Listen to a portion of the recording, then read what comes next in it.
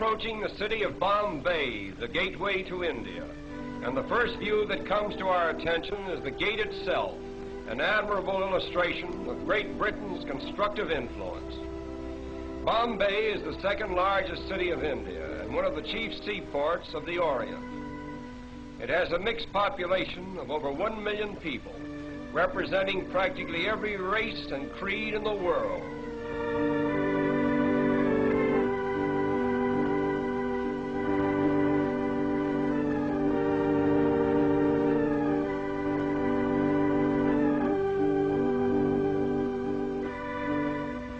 The Taj Mahal Hotel is unquestionably the most pretentious one in all of India.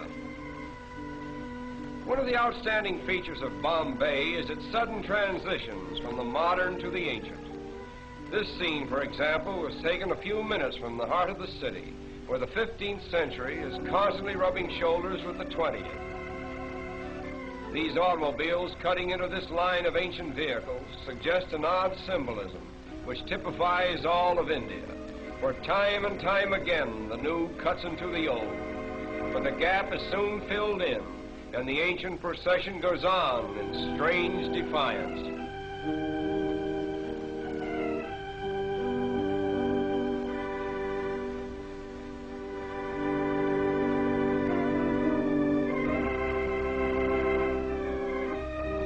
At the famous race course in Bombay, we are again transported into another world, for here is gathered representatives of every nationality, creed, and color. The course itself is considered to be the most picturesque, if not the finest in the Orient.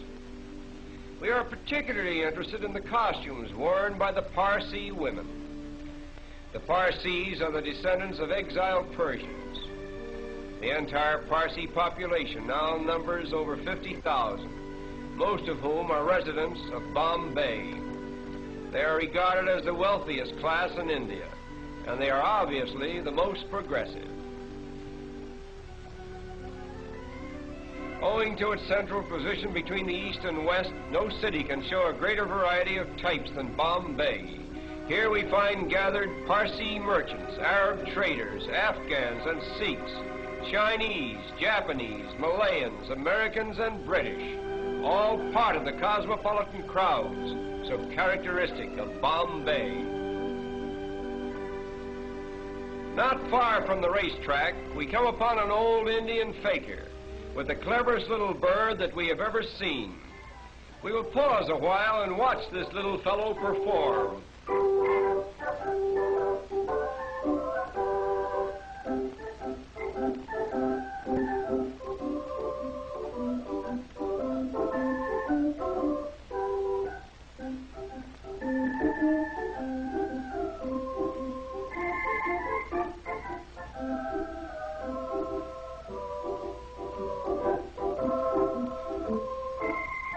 All this work is just to get a little seed that is lodged in a tiny bucket.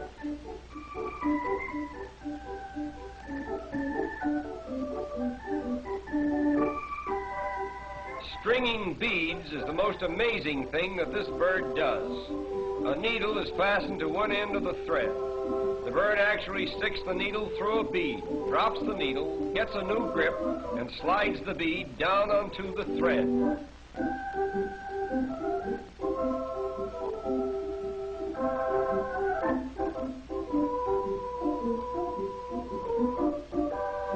But there is much more to see, and our time is limited.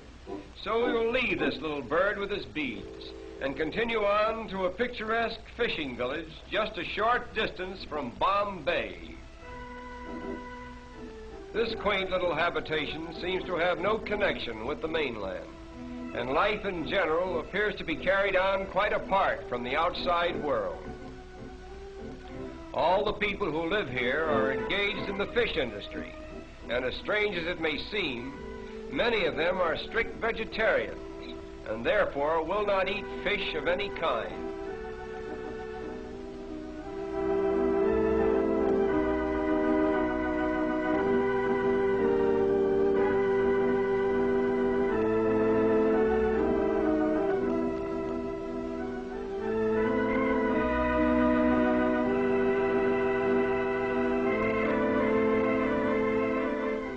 Even in this peaceful little village, there is a rigid system of caste.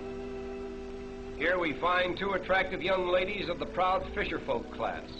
The dress each is wearing is called a sari. It is a one-piece garment which unwinds to about 8 yards in length. Look closely at these young ladies and you will see a round dot in the center of their foreheads. This dot, which is usually made of red paint, signifies that the wearer is married or eligible for marriage. The flower pot before which they are standing contains the sacred Tulsi plant, an emblem of virtue, which is worshipped exclusively by Indian girls.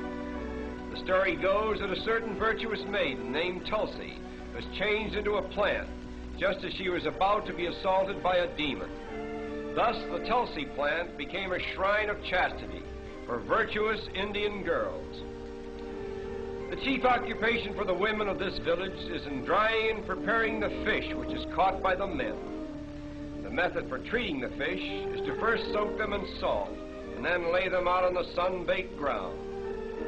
When they are thoroughly dried, they are tied in small bundles and sent to market. These women are treating a smaller species of shrimp, which is swept about in this manner until it is sufficiently salted and dried. It is then used in preparing the famous Indian curry. No picture of India could possibly be complete without a view of its royal elephants on parade.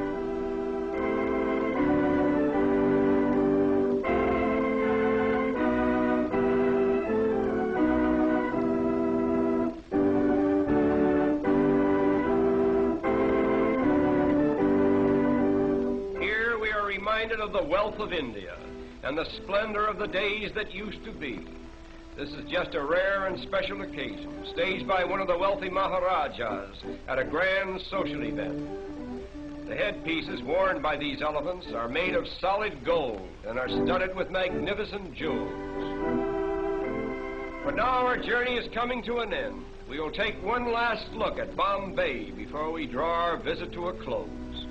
To the observing tourist, this view is more than just a picture. It is Bombay, the gateway to India. Through it flows the commerce of an empire. Great commercial houses, stately public buildings, and educational institutions flank its broad thoroughfares. Railways converge here from every state in India, and steamship routes diverge to the ends of the earth. Such has been the first constructive imprint of Western civilization upon this much talked of and generally misunderstood country. And so our journey ends. We bid farewell to Bombay, the gateway to India.